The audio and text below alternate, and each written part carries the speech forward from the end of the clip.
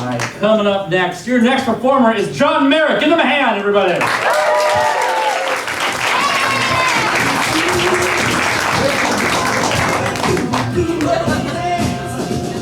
know how microphones work. Hey everybody, how's it going?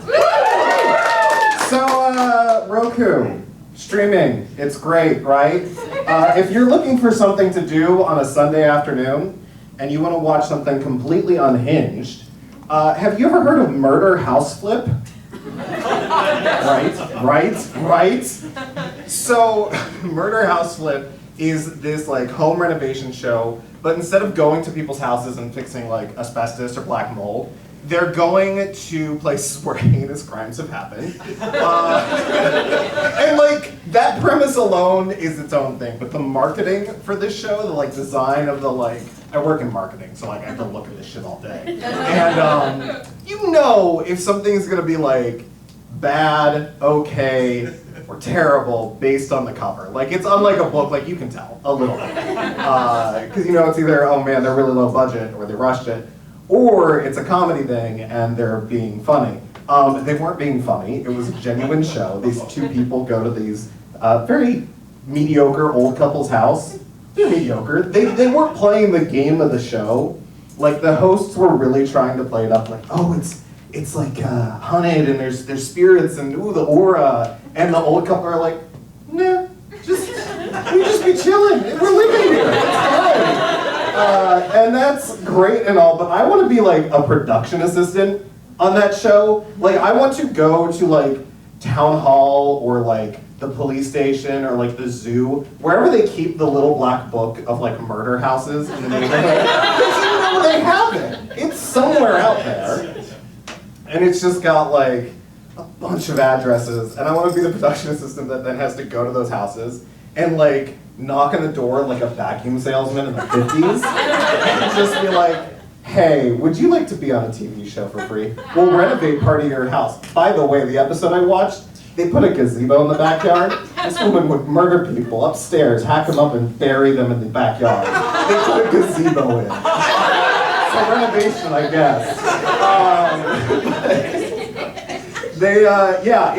It's not great. But I wanna go door to door and be like, hey, you wanna be on the show? And then explain to them what heinous crime happened in their house. Like if they didn't know, just be like, yo, you know where they hid the body?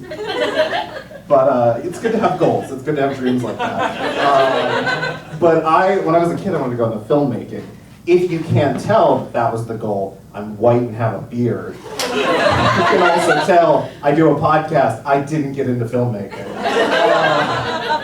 But I wanted to get into filmmaking, and my mom had a really good friend that knew a guy that worked at a place down here. They do a bunch of filmmaking stuff. And I was going to go down and chat with them. And this is 2011. I'm 16. I'm a twink. I'm not a twink anymore, but I was a twink then. And I'm going to go down there. It's going to be my first time downtown Pittsburgh. Oh man, that's so exciting. And I'm like, I know my way around. I know how to get places. I had an LG chocolate, you know, the little phone. I wasn't using the map function on that. It cost money to do that. So my mom's friend took a yellow legal pad and drew out, mind you, printers existed. They could have printed out like a map. Right? It would have been fine. But they gave me this hand-drawn map, and it was the corner of like 5th and Liberty, and it's like all drawn out. It makes the place I'm going to look like the Daily fucking Bugle. Like, it's huge. It's the corner of 5th and Liberty. I'm like, wow, this place is good. This is nice. I can't find it. I'm like 15, 16. It's 8:30 in the morning, and so I call up the receptionist. I'm like, hey, where are you guys located at? Because I can't find you. Like, are there any landmarks? And she's like, yeah, we're right next to 3 guys and a pickle.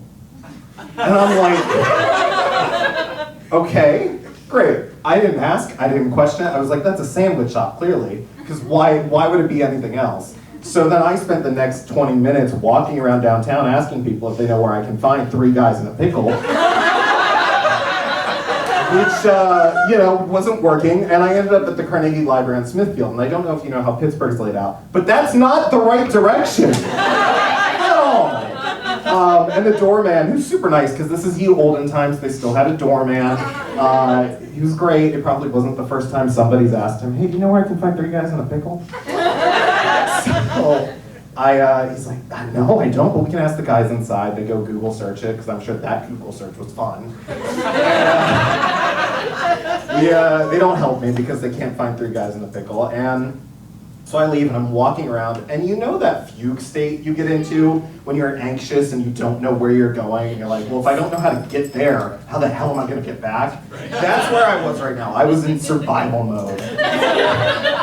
And out of the corner of my eye, I just see an electric sign that's glowing. It's like red and white, and it says, 3 Guys Optical. Oh! 3 Guys Optical. For those not familiar, they're like a dollar store discount optometrist. They do like glasses and shit, I guess.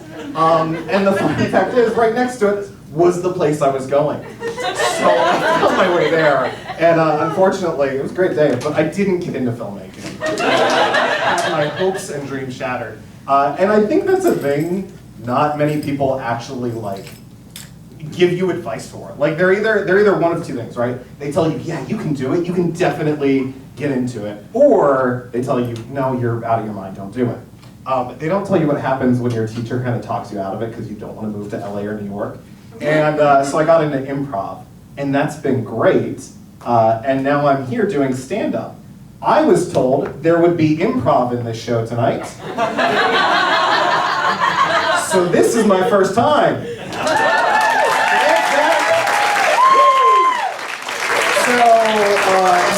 Moral of the story is, it's hard out there, be good to each other, and have a partner that kicks your ass into being a better person, and do a podcast with them, because it's great.